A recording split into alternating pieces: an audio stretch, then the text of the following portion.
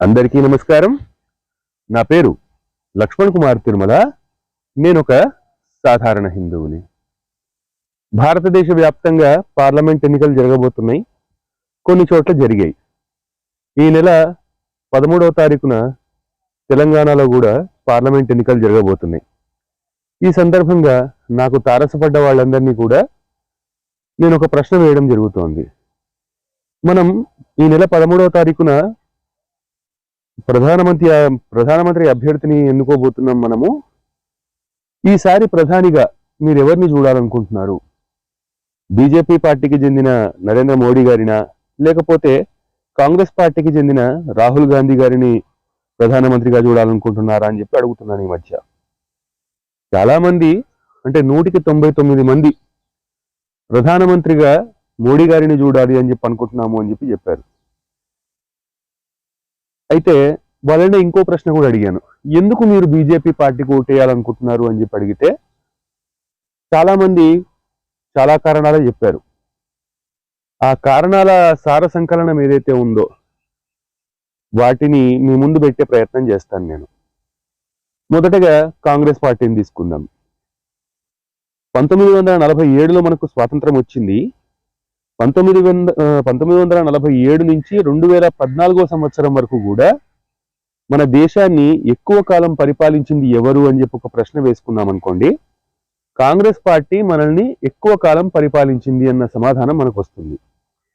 అయితే కాంగ్రెస్ పార్టీ యొక్క ideology ఎట్లాంటిది, Congress party యొక్క ఆలోచన విధానం ఎట్లాంటిది, కాంగ్రెస్ ఏ సిద్ధాంతాన్ని అనుసరించి మనల్ని పరిపాలించింది అని చెప్పి మనం ఇంకో ప్రశ్న వేసుకున్నాం అనుకోండి, మనకు వచ్చే సమాధానం ఏంటంటే కాంగ్రెస్ పార్టీ బ్రిటిషోడి యొక్క ఐడియాలజీ, ఆలోచన విధానాన్ని అనుసరించి మన దేశాన్ని పరిపాలించింది అన్న సమాధానం వస్తుంది.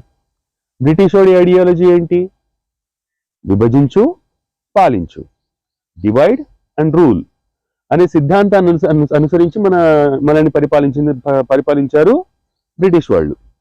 అదే పరిపాలనా విధానాన్ని, విభజించు పాలించు అన్న సిద్ధాంతాన్ని ఆధారంగా చేసుకునే కాంగ్రెస్ కూడా మనల్ని పరిపాలిస్తూ వచ్చింది. 1947లో మనకు స్వాతంత్రం వచ్చింది.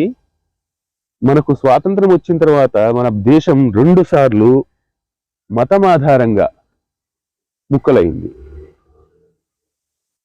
ముస్లిమ్స్ కోసం అని చెప్పేసి పాకిస్తాన్, హిందువుల గురించి అని చెప్పి హిందుస్థాన్. ఇక్కడ హిందువులు అంటే ముస్లిమేతరులు అని చెప్పి అనుకోవచ్చు. ముస్లింలతో పాటుగా ముస్లిమేతరులు. ముస్లిమేతరులు ఎవరు? సిక్కులు, జాట్లు, జైనులు, బౌద్ధులు, హిందువులు అందరూ కూడా మన హిందువుల కోవలకే వస్తారనమాట. మనతో పాటు ముస్లిమ్స్ కూడా ఉంటారు. ముస్లిమ్స్ కోసం మాత్రం పాకిస్తాన్ ఏర్పడింది. అదేవిధంగా 1970వ దశకంలో మన దేశం నుంచి మరొక భూభాగం కూడా మతం ఆధారంగా విడిపోయింది. ముస్లిమ్స్ కోసం అని చెప్పి బంగ్లాదేశ్, హిందువుల గురించి అంటే ముస్లింలతో పాటు ముస్లిమేతరులు వాళ్ళకో దేశం, అది హిందుస్థాన్ అని చెప్పేసి మళ్ళీ మతం ఆధారంగా 2 ముక్కలైంది. ఇది ఒక్కటే కాదు, 1948లో రాజా హరి సింగ్ మన దేశంలోకి కాశ్మీర్ని కలిపేసినప్పటికీ కూడా ఆనాటి ప్రధాని అయిన జవహర్లాల్ నెహ్రూ ఎవరైతే ఉన్నారో ఆయన కశ్మీర్లో 370 ఆర్టికల్ అని చెప్పి పెట్టాడు.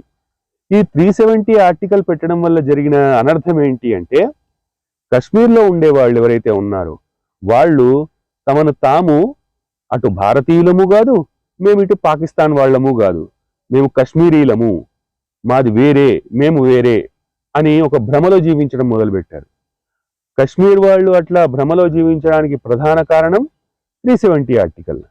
ఈ 370 ఆర్టికల్ ఏదైతే ఉందో అది కశ్మీర్లో అమలుగా ఉండడం వల్ల జరిగింది ఏంటి అంటే, కశ్మీర్లో ఉండే వాళ్లకు భారతీయులకు కొన్ని తేడాలు ఉండేవి.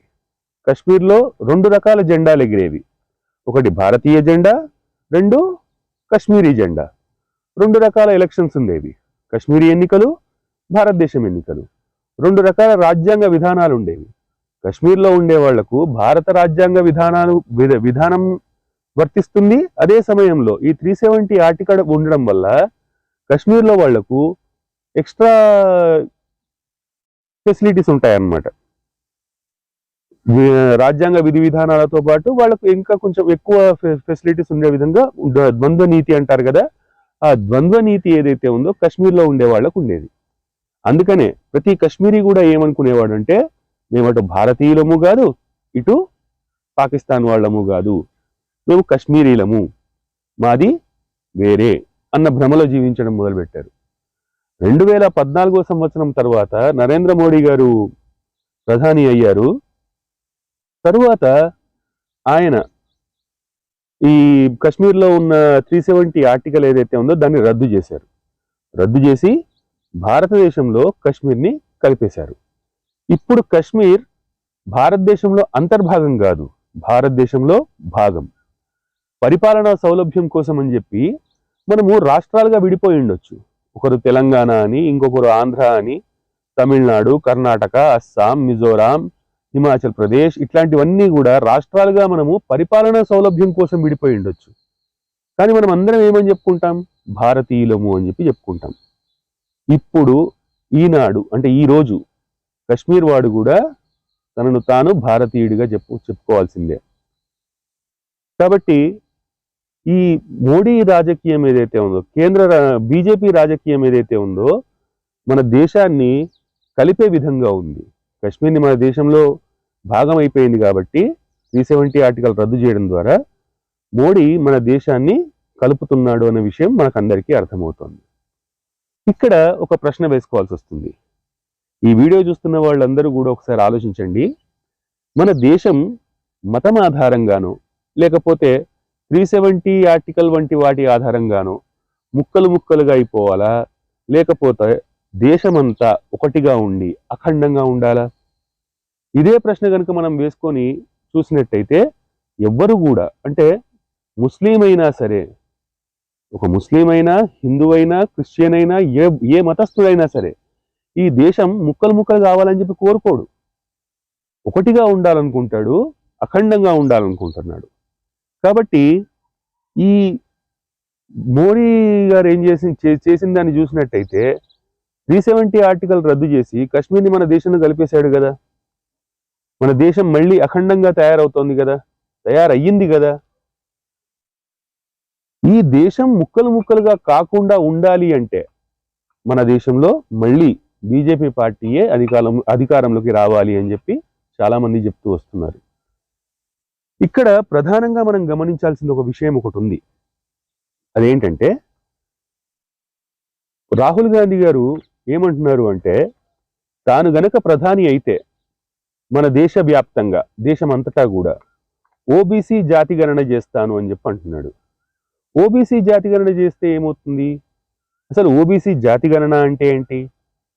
అదర్ బ్యాక్వర్డ్ క్యాస్ట్ వాళ్ళు ఎవరెవరు ఉన్నారు, ఎంతమంది ఉన్నారు, ఇదంతా లెక్కలు తీస్తారంట. ఇక్కడ మనం ఒక విషయం గమనించాలి. ఇప్పుడిప్పుడే ఒక 10-15 సంవత్సరాల నుంచి హిందువులందరూ కూడా ఒకటిగా తయారవుతున్నారు.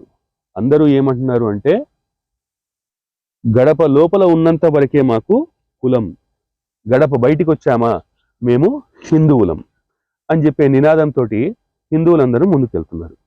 అదే సమయంలో అందరూ కూడా మేమందరం హిందువులము, మేమందరము భారతీయులము అన్న నినాదంతో కూడా ముందుకెళ్తున్నారు. అందరూ జై శ్రీరామ్ అని చెప్పి అంటున్నారు. ఈ రాహుల్ గాంధీ గారేమో హిందువుల్ని మళ్ళీ విడగొడతానంటున్నారు. కాంగ్రెస్ పార్టీ ఐడియాలజీ ఏదైతే ఉందో, విభజించి పాలించు అన్న ఐడియాలజీ ఏదైతే ఉందో 75 సంవత్సరాల తర్వాత కూడా ఇప్పటికి కూడా వదులుకోవాలనుకోవట్లే. ఇన్ని రోజులు మతం పేరుతో విడగొట్టింది, హిందువులు ముస్లింలు అని చెప్పి. ఇప్పుడు హిందువుల్లోనే కులాన్ని ఆధారంగా చేసుకొని ఈ కుల విభజన చేస్తా అని చెప్పి అంటోంది. ఇప్పుడిప్పుడే హిందువులు ఒకటిగా తయారవుతున్నారు. మళ్ళీ ఈ కుల విభజన చేస్తూ పోయారనుకోండి, అప్పుడు ఏమవుతుంది? మళ్ళీ మనం మీది తక్కువ కులము, మాది ఎక్కువ కులము, మీరు ఎక్కువ, మేము తక్కువ, మాకు ఎక్కువ ఫెసిలిటీస్ ఉండాలి, మీకు తక్కువ ఫెసిలిటీస్ ఉండాలి అని చెప్పేసి ఈ కుల పోరాటాలు మళ్ళీ జరుగుతాయిగా. ఇప్పటికైనా సరే కాంగ్రెస్ బుద్ధి తెచ్చుకోవడం లేదన్న విషయం మనకు తెలుస్తోంది. ఈ ఎమ్మెల్యే ఎలక్షన్స్ తెలంగాణలో జరిగాయి. అందులో బీఆర్ఎస్ పార్టీ ఓడిపోయింది, కాంగ్రెస్ పార్టీ గెలిచింది. కాంగ్రెస్ పార్టీ గెలిచిన తర్వాత మనకు ముఖ్యమంత్రిగా కాంగ్రెస్ పార్టీ నుంచి రేవంత్ రెడ్డి గారు ముఖ్యమంత్రి అయ్యారు. ఆయన ఏమంటాడు అంటే, రాహుల్ గాంధీ కళ్ళల్లో ఆనందం చూడడానికి లేదా రాహుల్ గాంధీ గారి కలను నెరవేర్చడానికి, ఒకవేళ రాహుల్ గాంధీ ప్రధానమంత్రి అయినా కాకున్నా, తాను మాత్రం మన తెలంగాణలో ఓబీసీ జాతిగణన చేస్తా అంటున్నాడు.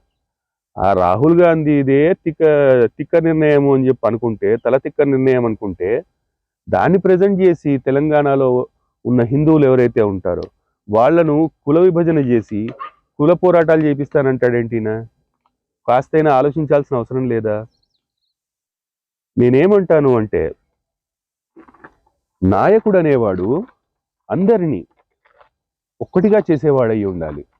నాయకుడు అనేవాడు అందరినీ కదుపుకొని తీసుకెళ్లేవాడయ్యి ఉండాలి తప్ప విభజన చేసేవాడు మనకెందుకు? దేశంలో ఉన్న మనుషులందరినీ ఒకటి చేయాలి, అలాగే దేశాన్ని కూడా ఒకటి చేసే ప్రయత్నం చేయాలి. మోడీ గారు ఆ ప్రయత్నం చేస్తున్నారు. ఒక విధంగా చెప్పాలి అంటే సక్సెస్ కూడా అవుతున్నారు. ఎలా చెప్పగలము? కశ్మీర్ని మన దేశంలో కలిపేశారు. అదేవిధంగా ఇక్కడ మోడీ గారు ఒక నినాదాన్ని పట్టుకున్నారు, సబ్కా సాత్ సబ్కా విశ్వాస్ సబ్కా వికాస్ అన్న సిద్ధాంతాన్ని అనుసరించి మోడీ గారు వెళ్తున్నారు. కాబట్టి ఇక్కడ మతం లేదు. ఆ వికాస్ అనే దాని లోపల, మోడీ గారి రాజనీతి లోపల అందరి యొక్క ఉన్నతి అభివృద్ధి ఉంది తప్పితే ఒక పక్షపాతం కానీ విభజన కానీ లేదు. కాంగ్రెస్ది విభజన పద్ధతి. కాబట్టి ఈసారి పార్లమెంట్ ఎన్నికల్లో ఓటేసే వాళ్ళందరూ కూడా కాంగ్రెస్ విభజనవాదానికి ఓటేస్తారా, లేకపోతే బీజేపీ వికసితవాదానికి ఓటేస్తారా అనేది చూడాల్సి ఉంది. ఇది మిత్రులారా, మరొక వీడియోతో మరొక అంశంతో మీ ముందుకు వచ్చే ప్రయత్నం చేస్తాను. అప్పటి వరకు ఉంటాను. జై శ్రీరామ్. భారత్ మాతాకి జై.